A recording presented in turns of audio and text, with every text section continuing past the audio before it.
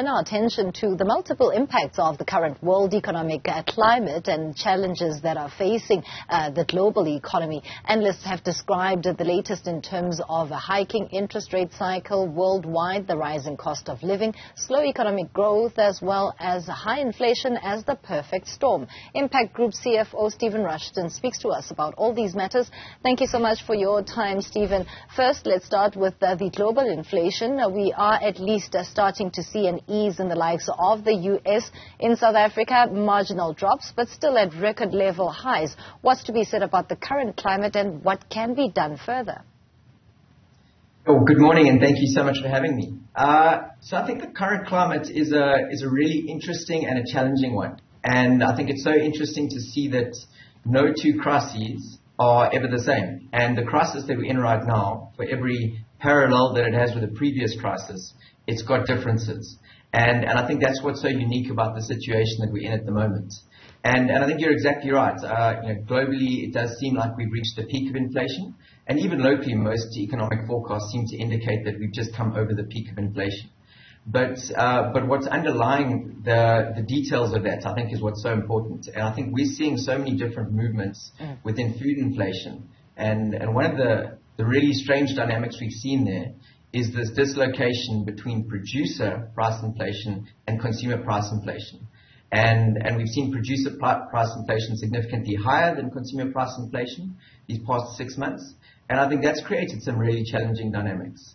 So whilst overall we might see consumer price inflation coming down, I think for producers there's some tough time ahead. Very interesting that you mention the correlation between CPI and PPI. And when it comes to the consumer generally, we know that any type of increase or risk in terms of a hiking cycle in that front means that the consumer is going to still suffer because prices essentially are passed down to the end user, being the South African consumer, who continues to be constrained given the current economic climate in the country. So what then is to be described as a perfect storm when it comes to a consumer that is unable to spend as much as is demanded by the market, and at the same time the cost of living continuously increasing while salaries are not necessarily going up? Yeah, well, exactly right. And, you look at most of the metrics, it tells you that consumers can't afford too many more price increases. And dovetailing that with the fact that there's further interest rate increases to come, the assumption really is that there's not too much that can be done in terms of passing those cost increases onto consumers.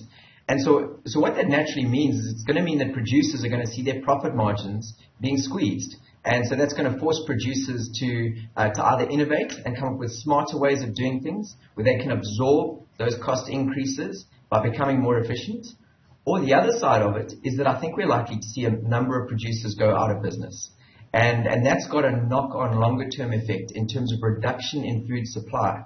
So reduction in the production of food that can happen across the country. And I think that's really where the danger sits in my mind.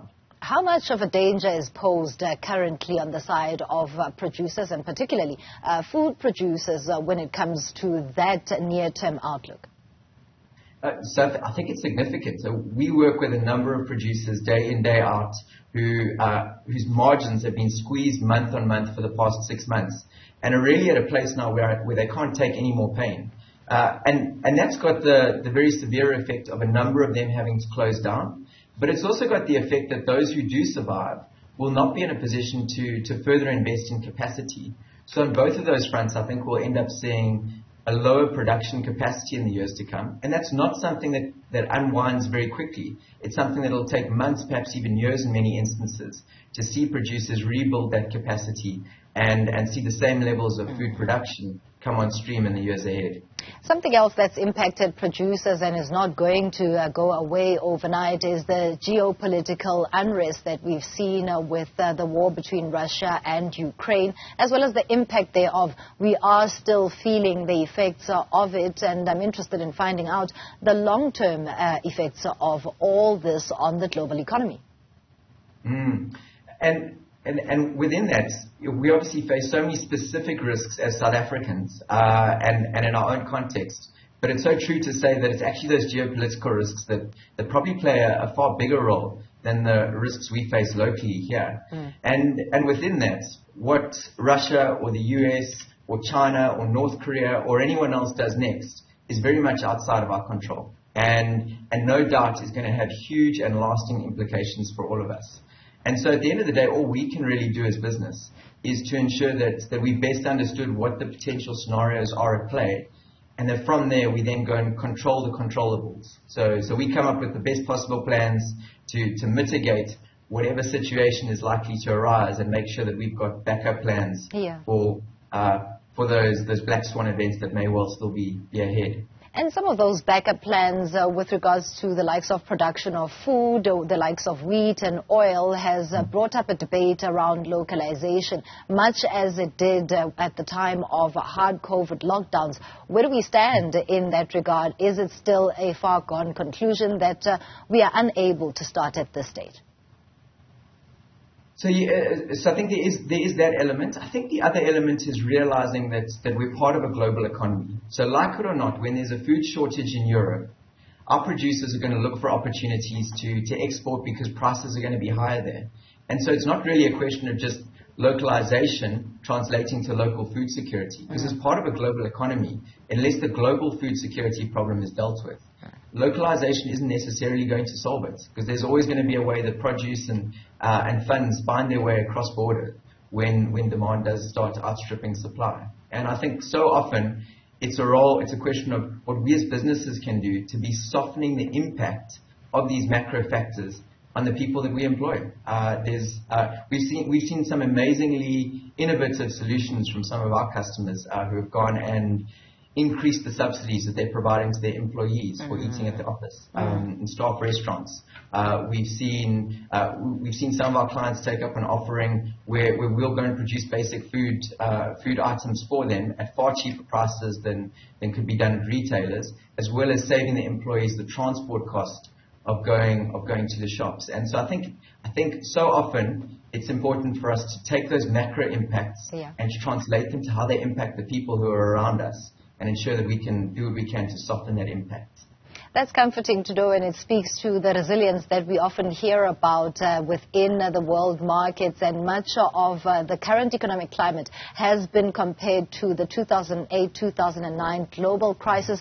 But how different is it, given that at least we've overcome those impacts, and at this stage we are not seeing an end in sight in the immediate term, solely because we are still really within the effects of the current economic challenges? So it's so different. I think that's the reality. The 2008 crisis was really an economic crisis to start with and had ongoing economic implications. I think the crisis that we have now is far more of a real-world crisis that's got economic implications.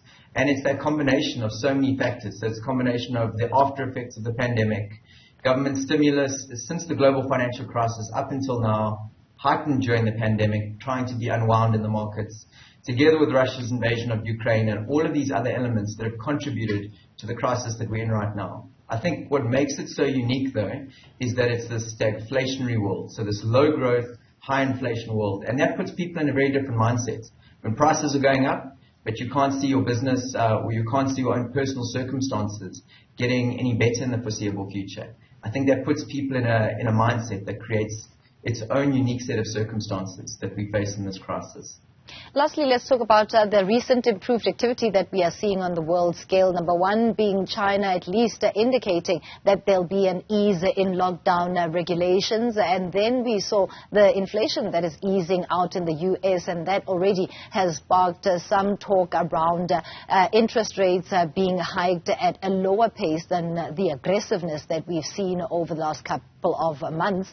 Commodities also on the side of improvement along with emerging market currencies. Does this then paint a forward-looking picture of we are starting to see the wheel turn towards positivity?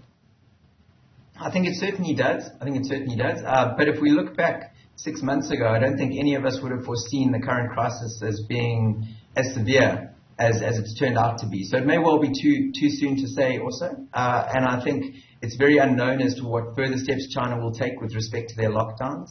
I think it's uncertain to know what Europe is going to look like throughout its winter and how severe their winter will be and the impact of gas shortages on that.